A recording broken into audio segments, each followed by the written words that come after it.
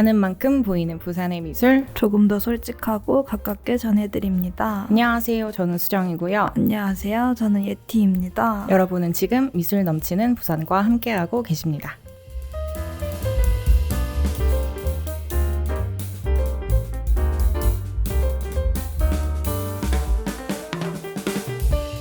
빨주노초 파남보, 색상, 컬러라고 지칭하는 이 색깔들은 저마다 정보들을 가지고 있는데요.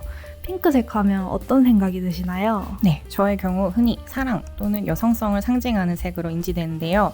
어쩌면 다른 색들보다 개성이 드러내는 색상이 아닐까 합니다. 이처럼 다양한 의미를 내포하고 있는 오묘하고도 신비로운 컬러인 핑크가 작품에서 다뤄질 때 어떤 효과를 나타낼 수 있을까요? 오늘 미술 넘치는 부산에서는 핑크가 가진 의미를 살펴보며 자신만의 의미로 핑크색을 재정의하는 작가님 한 분을 만나보겠습니다. 네, 그러면 오늘 넘부 7화의 게스트 김태성 작가님을 만나보겠습니다. 반갑습니다. 네, 반갑습니다. 안녕하세요. 네, 간단한 자기소개를 좀 부탁드립니다. 네, 이름은 김태성이고요. 지금 부산에서 청년 작가로 활동 중이고 지금 대학원도 지금 다니면서 공부를 같이 하고 있습니다. 나이는 26이고요. 그리고 좀 좋아하는 음식까지 얘기를 하자면은 칼국수를 좀 좋아하는 편입니다. 네. 이것도 물어봐야겠을 것 같아요. 취미와 특기는 뭔가요? 취미와 특기요. 취미 같은 경우에는 네. 요즘에는 조금 또 소설을 좀 읽고 있고요. 워낙 또 이제 석사 공부를 하는 중에 또 철학책을 많이 읽으니까 좀 지치더라고요. 그래서 그 좀 소설책을 제가 좀 좋아해가지고 요즘엔 또 그런 책을 또 읽고 있고요. 그 다음에 아르바이트를 가는 중에 제가 집이 명륜이고 아르바이트 장소가 이제 온천천 쪽에 카페거리 쪽에 있어요. 그래서 거기까지 항상 요즘 걸어 다닙니다. 왔다 갔다 하면서 산책도 좀 즐기면서 그게 좀 취미가 아닐까 싶습니다. 네. 이번에 미술 넘치는 부산 7화에 출연하게 되셨는데요. 이 계기가 어떻게 될까요? 계기요. 아무래도 수정 선생님의 안목이 아닐까 싶기도 하고요. 제가 지지난 달부터 눈독 들이고 있어요. 네. 그러고 또 이제 제의가 들어왔을 때 이제 결심한 계기가 있는데요. 제가 항상 개인전을 할 때나 전시를 할 때 그 제 작품의 의미를 사람들은 어떻게 느끼고 있을까? 그 다음에 전달은 잘 될까? 하면서 항상 나가보고 얘기도 하고 또 종종 이제 오시는 관람객분들하고 또 얘기도 드리고 하는 편이에요. 근데 이제 또 오시는 분들은 시간을 내서 오게 되니까 그 앞에서 이제 다 얘기를 할 수가 없더라고요. 그래서 이번에 이렇게 출연 제의를 주셨을 때 이 계기를 통해서 내가 잘 얘기를 하면 정리해가지고 얘기를 하면 되겠다라는 게 라고 생각을 해가지고 출연을 하게 됐습니다. 네, 아까 이제 취미에 대해서 말씀해 주시면서 간단하게 주말을 어떻게 보내시는지 말씀해 주셨는데 네. 평상시에는 어떤 일상을 이제 보내고 계시는지 또 궁금하네요. 지금은 또 이제 석사 이제 1학기 차 지났거든요. 이제 석사 공부를 하고 있고 주말에는 이제 아르바이트를 나가고 있어요. 아르바이트는 이제 드로잉 카페에서 일을 하고 있는데요. 거기에서 주말에는 일을 하고 평일에는 학업을 했는데 요즘은 방학이라서 이제 학교에 있는 작업실에서 요즘에는 계속 나가서 평일마다 계속 그 작업을 하고 그다음 주말에는 좀 아르바이트 나가면서 네, 그렇게 생활을 하고 있습니다. 이거 밝혀도 되나요? 지지난 5화였죠. 네, 맞습니다. 5화에 오늘 아. 그림 한 장 강지훈 작가님께서 운영하시는 곳에서 지금 일하고 계신다고 합니다. 네. 한 공간에 가면 두 분의 작가님을 동시에 만날 수 있습니다, 여러분. 네. 안 그래도 뭐 최근에 개인전을 하나 했다고 들으셨는데요. 전리당한 길에서 열렸다 들었는데 혹시 소개해 주실 수 있을까요? 네. 전리단 갤러리에서 이번에 그 전시를 하게 됐는데요. 전시 제목은 데이터의 물질화고요. 전시는 이제 저번 달에 끝이 났어요. 그래서 이번 기회는 부산 진문화재단에서 인터뷰라는 그런 프로그램을 통해서 전시를 선보이게 됐고요. 그래서 이번에 개인전을 진행을 했었습니다. 전리단 갤러리가 뭔가 네이밍은 익숙한데 가본 적은 좀 잘 없다라는 또 생각이 드실 수도 있을 것 같아요. 다른 분들은 이곳에서 전시를 하려면 어떻게 해야 되죠? 이곳에서 전시를 하려면요. 이번에도 또 이제 전시 공모가 올라온 거를 제가 확인을 할 수 있었는데요. 계속 지속적으로 청년 작가들한테 지원을 하고 있는 것 같았습니다. 아, 네. 혹시 청년 작가가 아니신 분들은 못하나요? 저도 거기까지는 잘 모르겠는데 저도 그런 부분에 대해서 애로사항 같은 거는 좀 많이 들었거든요. 왜냐하면은 저희 동기 중에 석사 선생님이 이제 나이대가 저희 어머니랑 좀 비슷하세요. 그래가지고 그분이 항상 말씀을 하시는 게 항상 청년 작가 지원만 많고 그 다음에 자기가 이제 뭐 어디 공모를 뭐 어디 전시하려고 그러면은 자기 지원 같은 게 없어서 조금 안 속상하다고 해야 되나요? 제가 속상하다고는 말은 하지 않았는데 그 말씀하시는 그 느낌이 좀 그래 보였어요. 네. 많이 아쉬우시구나, 좀 속상하시구나, 네, 그런 건 들었어요. 전시를 끝내셔서 여쭤보는 건데 네네. 이 공간에서 전시를 했었을 때 좋았던 점과 아쉬운 점이 있다면?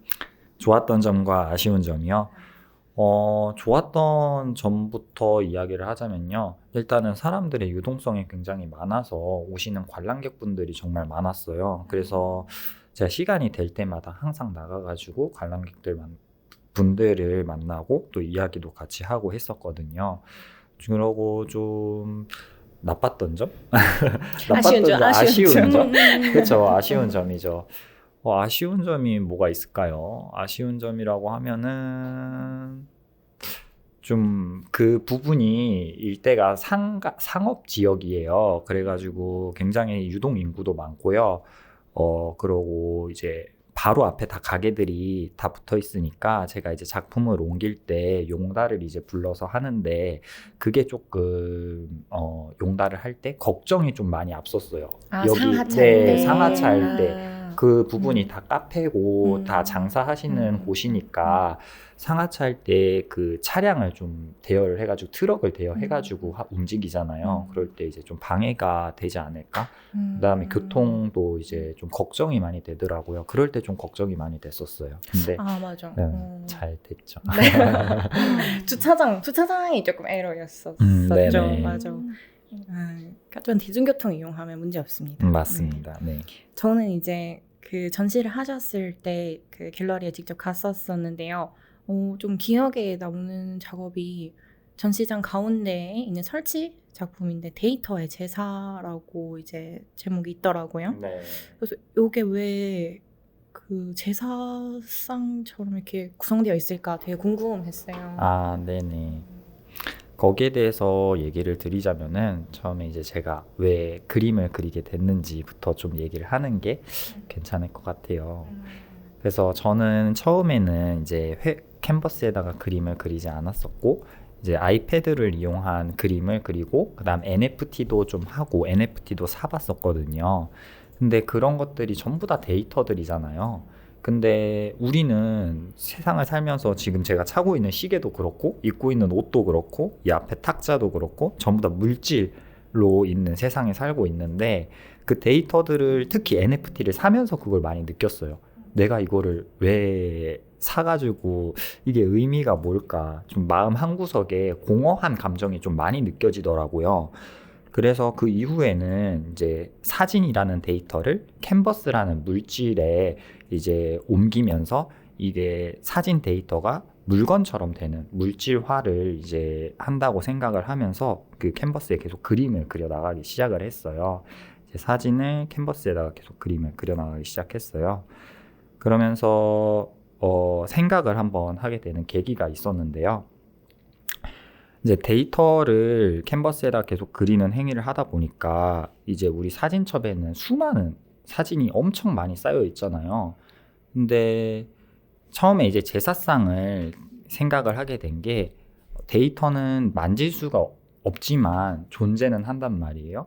그게 이제 그 제사를 드릴 때 제사를 드리는 분들께는 제사를 드리는 분들은 저희 마음속에 존재는 하지만 이제 만질 수가 없어요. 그게 이제 또 데이터라는 거에 대해서 공통적인 맥락을 좀 찾았고, 그러고 사진첩을 보면서 수많은 사진을 보면서 제가 다 기억하지 못하는 사진들도 많은 거예요, 핸드폰 속에. 그러면서 과연 우리는 몇 장이나 이렇게 많은 사진을 스마트폰을 통해서 찍고 있는데 몇 장이나 기억할까라는 생각이 또 들었어요. 근데 또 영화 코코에서 보면은 이제 거기에서 가장 말하는 마지막의 죽음은 사람들의 기억 속에서 잊혀질 때 가장 마지막 죽음을 맞는다고 생각을 하거든요. 근데 이 스마트폰의 사진도 우리가 기억하지 못하는 순간 죽음을 맞이하는 게 아닌가라고 생각을 해서 그렇게 제사상을 만들어서 이제 데이터 사진을 기리는 그런 설치 작품을 했었습니다. 그러면 제사를 지내는 그 데이터들은 내가 기억하고 싶은 데이터라고 제가 이해를 해도 될까요? 제가 기억하고 싶은 그 데이터들을 거기다가 선정해서 올려놓은 게 아니라요. 그냥 제 핸드폰 속에 그 사진첩 열어보면은 그냥 스크롤 내리면은 그거를 그냥 캡처를 했어요. 그래서 제 핸드폰 속에 있는 데이터들이니까 그거를 이제 캡처를 해서 복사한 거를 라이트 패널에 끼워서, 라이트 패널은 이제 빛으로 보여지잖아요. 우리가 디스플레이 화면을 볼 때도 우리는 색이 아니라 빛으로 이제 보잖아요. 그걸로 이제 인해서 이제 우리가 조금 더 디지털 화면을 보고 있다는 느낌을 좀 주고 싶었고, 그래서 그런 사진들을 제 그냥 원하는 사진이 아니라 그냥 제 핸드폰 속에 있었던 자연스러운 사진들을 그냥 올려놨었습니다. 존재하지만 존재감으로 느낄 수 없는 이 디지털 매체 물성에서 고민하면서 나온 작업이라고 말씀을 해주셨던 것 같고요. 그거 있잖아요. 요새 막 기사도 얼마 전에 나오던데 현대 요즘 사람들이 느끼는 데이터 저장 강박증? 그거에 또 일환해서 나오신 작업이 아닌가.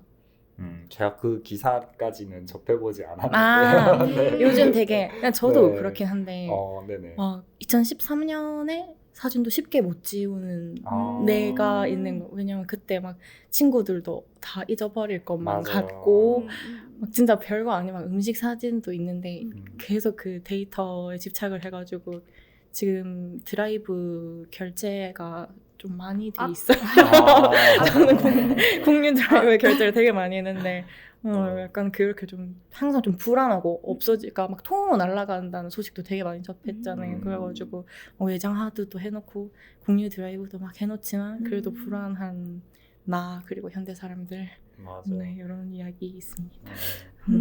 예, 작품 소개를 듣고 이제 제가 보니까 작품 키워드가 딱 3가지로 정의가 되는 것 같은데요.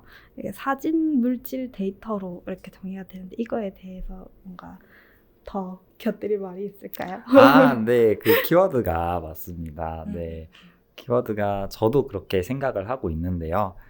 이전에 스마트폰이 없던 시절에는 이제 우리는 아날로그 카메라를 썼잖아요. 그때 이제 그 아날로그 카메라로 사진을 찍으면은 우리는 사진을 쉽게가 아니라 항상 인화를 해가지고 사진을 이렇게 간직을 하잖아요. 그게 하나의 물질화라고 좀 그 얘기를 하더라고요. 수잔 손택이 이제 그 아날로그 카메라로 사진을 찍으면은 그 시간을 미이라로 만들어 버리는 거기 때문에 그 하나의 물질화로서 존재한다고 얘기하고, 제가 느꼈을 때는 그게 이제 사진을 찍고 인화하는 과정에서 그건 한 장의 물질로 되는 거잖아요. 그래서 물질이 된다고 생각을 했어요. 근데 요즘에 저희는 스마트폰을 사용해가지고 쉽게 사진을 막 찍잖아요.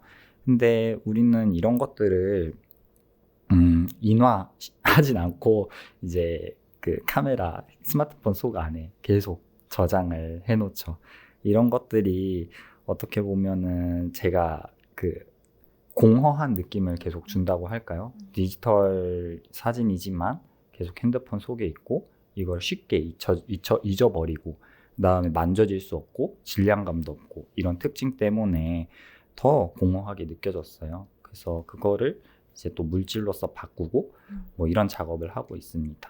그래서 전시장에 가보시면은 제가 이제 관객분들한테 제 작품 쌓아놓은 게 있어요. 그런 거 만져도 된다고 좀 얘기해요. 그러면은 관객분들이나 이제 갤러리 관계자분들이 이거 만지면은 좀 상할 수도 있고 한데 괜찮냐고 항상 물어보시거든요. 근데 저는 그게 작품이 아니라 사진을 물질로서 변화한 그냥 물건이기 때문에 좀 물건이면은 시간이 지나면은 좀 까지고 좀 닳고 그런 게 다 물건의 특징이잖아요. 그래서 괜찮다고 얘기를 합니다. 네. 그 작품의 어떤 나타나는 느낌들이 뭔가 형상이 흘러내리고 뭐 색상이 도드라지는 게 있고 이렇게 기법들이 몇 개 있었었는데 이 흘러내리는 그 작품에서 흘러내리는 이유가 또 있다고 들었습니다. 아, 네, 맞습니다. 처음에 제가 생각했을 때는 액체라는 물질은 고체보다 되게 불안정한 물질이라고 생각했어요. 그래서 고체는 가만히 있지만 액체는 어딘가로 계속 흐르고 그런 특징 때문에 굉장히 불안하다고 생각을 했는데요. 이게 어떻게 보면은 데이터가 존재하지만 만질 수 없는 그 불안한 특징과 맞닿아 있다고 생각을 했어요. 그래서 액체라는 그 물성을 보여주기 위해서 또 흘리고 그렇게 그림을 그리는데요. 또 그 아이패드나 디지털 매체로 또 그림을 그리게 되면은 그 아이패드 속 안에서는 중력이 존재하지 않기 때문에 절대로 흘러내릴 수가 없어요. 물감의 질감도 보이지가 않고요. 근데 이렇게 캔버스라는 물질에 그림을 그리게 되면은요, 지구상의 중력에 영향을 받는 물질이기 때문에 또 그 안에서 물감이 흐를 수도 있고 물감의 질감도 느껴지고 그렇게 되거든요. 네, 또 그래서 그런 의미를 좀 두고 그림을 그리고 있습니다. 네. 그러면 그 어떻게 보면 캔버스에 제가 어떤 앞면과 옆면에 대해서 여쭤보고 싶은데 방금이 앞면에 대한 말씀이었다면 그 옆면은 또 맞아요. 형광 핑크로 네, 맞아요. 테두리가 둘러져 있고 어떤 넘버링이 되어 있어요. 네. 그래서 이런 이유에 대해서도 되게 궁금하더라고요. 저는 데이터를 이제 물질로 바꾸는데 좀 회화를 하시면은 좀 그거를 평면적으로 좀 바라보는 거라고 좀 느껴요. 저도 그걸 항상 평면적으로 좀 바라볼 때가 있거든요. 근데 이제 저는 데이터를 물질로서 바꾸는 거다 보니까 캔버스라는 거는 정말 존재 자체로 만져지는 물질이기도 하지만요.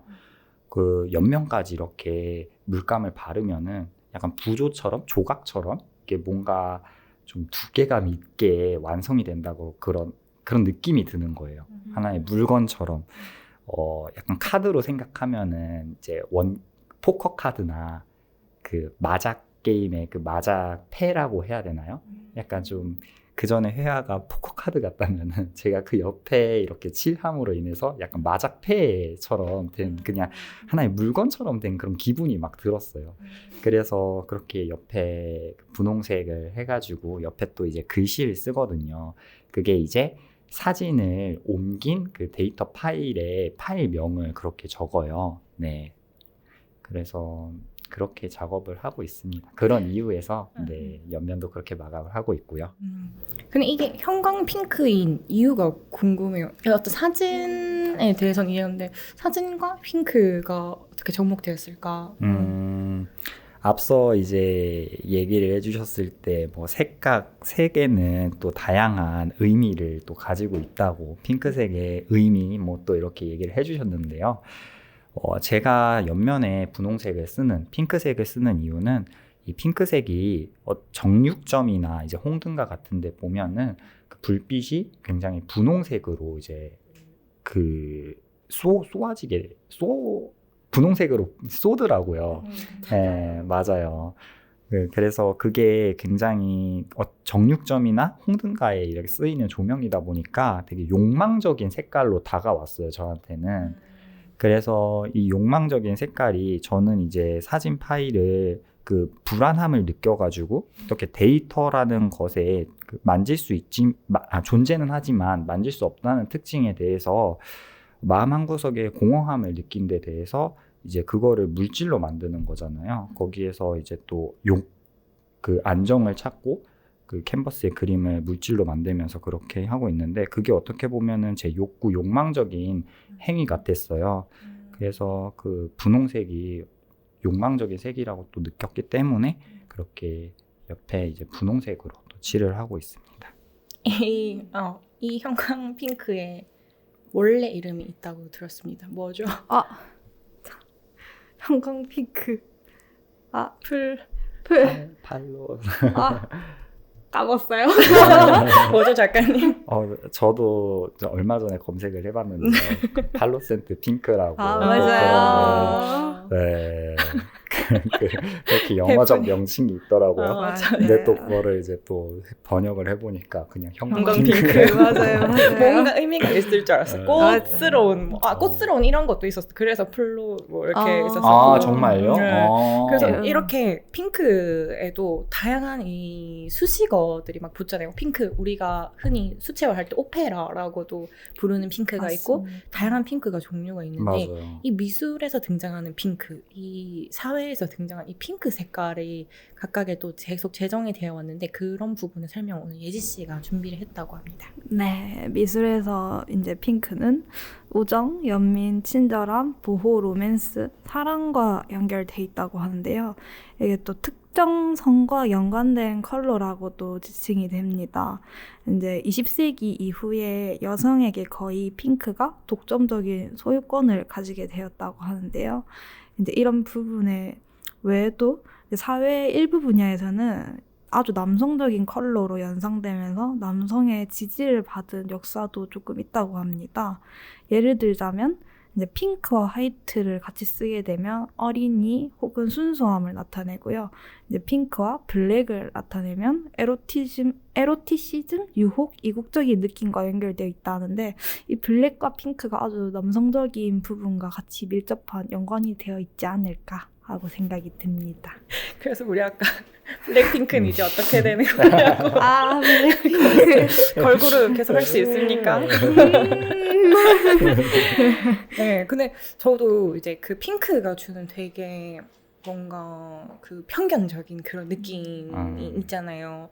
그래서 되게 저는 핑크를 쓰기가 되게 조심스러운 거예요. 그래서 여자라서 쓴다라는 이야기가 있을까봐 어떻게 생각하세요? 작품에서 등장할 때? 작품에서 등장할 때 분홍색이 어떻게 보면은 저도 그때 뵀었을 때 얘기 한번 해주셨잖아요. 그 분홍색이 굉장히 여성성을 띠고 있는 색인데 그 사용하는 거에 대해서 어떻게 생각을 하냐라고 생각을 했는데 저는 뭐 그렇게 여성적인 색이라는 것보다는 그냥 그 에너지라 그래야 되나요? 분홍색이 갖는 에너지가 또 좋아서 그렇게 사용을 하게 됐고 그 다음에 또 정육점 같은데 그 홍등가나 그 불빛이 욕망적인 거하고 내 작품이 욕망을 그 물질로서에 대한 욕망을 드러내는 거하고 또 비슷한 부분이 많다고 생각해가지고 지금은 그렇게 사용을 하고 있습니다. 네. 예티는 어때요? 저요? 핑크. 저한테 핑크 약간 좀 원초적인 느낌? 그냥 뭐 여성성 그것도 이거 조사하면서 약간 역사가 좀 깊긴 하던데 의외로 찾아보니까 한 20대기 전쯤? 18세기? 그쯤에 남성분들이 약간 짙은 핑크 외에 좀 연한 핑크 컬러로 돼 있는 초상화 이런 게 되게 많더라고요. 그래서 성직자들이 입고 있었었지. 맞아. 그런 거 보면서 생각보다 남자들한테도 핑크가 잘 어울리는 남자? 괜찮을지도. 맞아. 근데 요즘 되게 오히려 남자는 핑크지 이렇게 하고 맞아요. 아이폰을 핑크로 쓰시는 분들 많이 맞아요. 봤어요. 정말요? 네. 그러고 보니까 제 옷장 같은 데는 핑크색 그런 의류나 그런 아이템들이 많이 없는 것 같아요. 맞아요. 네. 맞아요. 저도 한번 핑크를 조금 착용을 해보는 계기를 한번 만들어야 되지 않나 이번. 가을 남자는 핑크지 이렇게. 네, 한번 해보고 네. 이렇게 이제 작업을 해오신 것들, 뭐 어떤 프로세스나 어떤 키워드에 대해서 이야기를 또 해주셨는데 이렇게 작품에 또 영감이 되는 요소들이 또 궁금한 것 같습니다. 뭐, 작가님이 될 수도 있고, 뭐 어떤 책이 될 수도 있고. 작품에 영감이 되는 요소는 이제 저는 좀 생각을 하면은 좀 주위 사람들한테 영향을 좀 많이 받은 것 같아요. 제 지금 대학원을 다니고 있을 때 동기님도 그렇고, 그 다음에 같이 다니고 있는 선생님들, 그리고 교수님, 그리고 주위에 있는 친구들하고 뭐 많은 분들이 이제 해주는 얘기로 좀 사고의 확장도 일어나고요. 좀 더 작업에 대한 계기도 좀 느껴지게 되는데, 그렇게 된 계기가 그 언제 한번 교수님이 뭐 이렇게 얘기를 해줄 때가 있어요. 그 얘기를 통해 가지고 제가 좀 데이터에 대해서 약간 좀 사고의 확장이 일어난 적이 있거든요. 데이터가 좀 쉽게 스마트폰을 이용을 하다 보니까 그냥 사진만 국한된 건 줄 알았는데 결국에는 모든 정보가 다 데이터더라고요. 사진을 떠나서 뭐 카카오톡 대화도 데이터고, 어떻게 보면 스마트폰이 없던 시절에는 그 책도 데이터, 정보를 곧 물질로 만든 그런 것 중에 하나고요.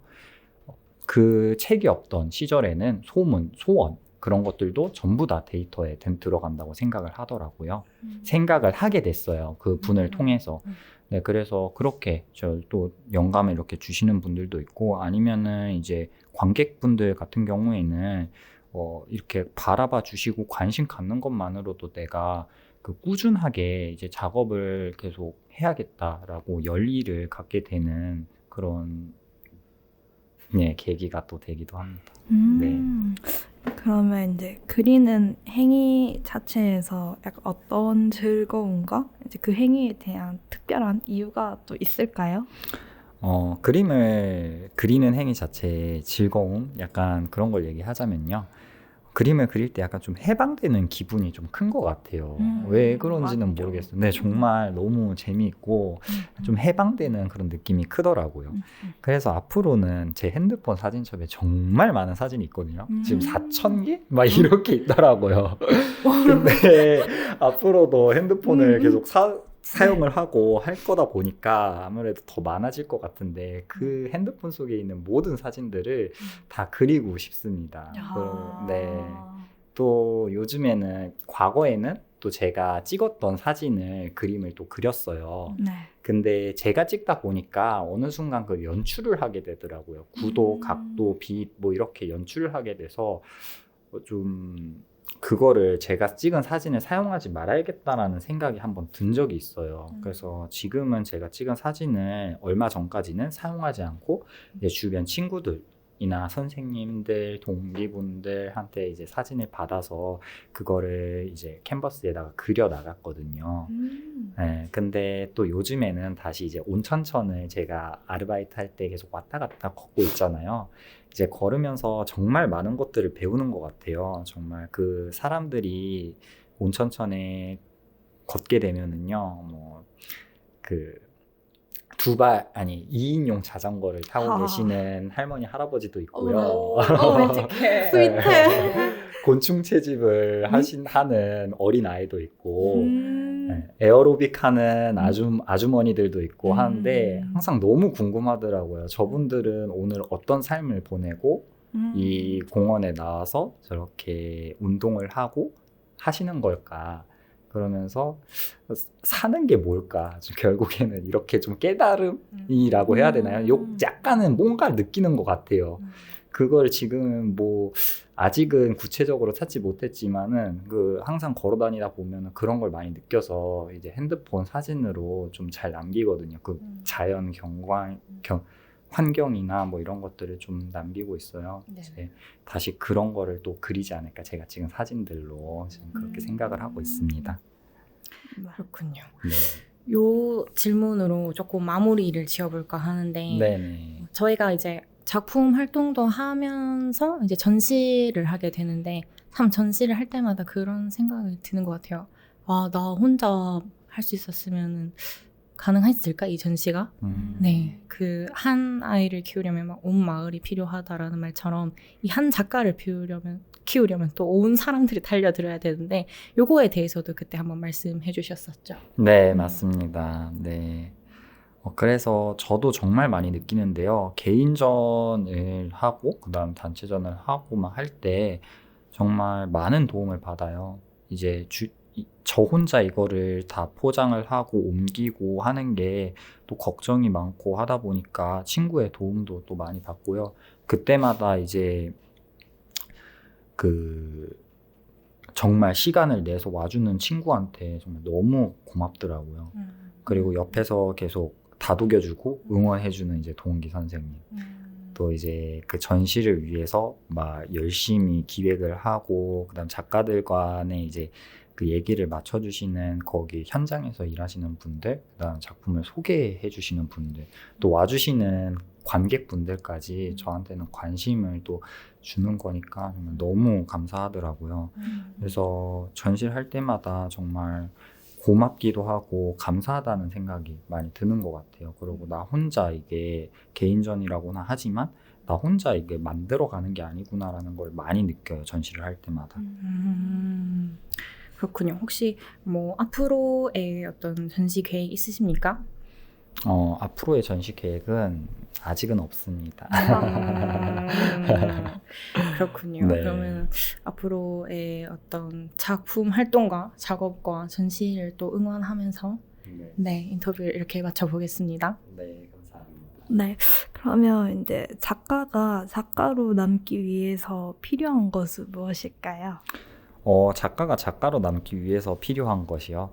저는 이제 갓 시작을 해가지고 이런 질문에 잘 이렇게 잘 모르지만 그래도 제가 이제껏 해왔던 거를 토대로 좀 얘기를 하자면은 제가 작가로 계속 꾸준히 활동을 할 수 있었던 거는 저 혼자만이 아니라 이제 주위 사람들의 도움 때문에 또 이렇게 계속 할 수 있다고 생각을 합니다. 다음으로 넘어가 볼까요, 예지 씨? 네. 2022년 9월 부산의 전시 소식을 전해드립니다. 네, 9월에는 부산문화회관 전시실에서 진행되는 앙리 마티스 라이프 앤 조이를 소개해 드릴게요. 부산에서 처음 열리는 앙리 마티스의 전시인데요. 원화 작품 200점을 만날 수 있다고 합니다. 네, 어쩌면 앙리 마티스의 작품을 작품으로 만나기보다 일상 소품에서 먼저 보셨지 않을까 합니다. 이번 전시를 통해서 마티스를 온전한 작품으로 만나보는 새로운 경험을 해보시길 바랍니다. 전시는 7월 9일부터 10월 30일까지 약 4개월 동안 운영되며 오전 10시부터 오후 7시까지 관람하실 수 있습니다. 매주 월요일은 휴관이라고 하네요. 이번 전시에서 네이버 바이브 앱을 통해서 오디오 도슨트 전시 해설을 지원한다고 하니 기억해주세요. 유료로 진행되는 전시이기에 사전에 팀원에서 예매 후 방문하시길 추천드립니다. 네, 이상으로 2022년 9월의 전시 소개를 마치겠습니다. 다음 달에 전시 소식도 많이 기대해주세요.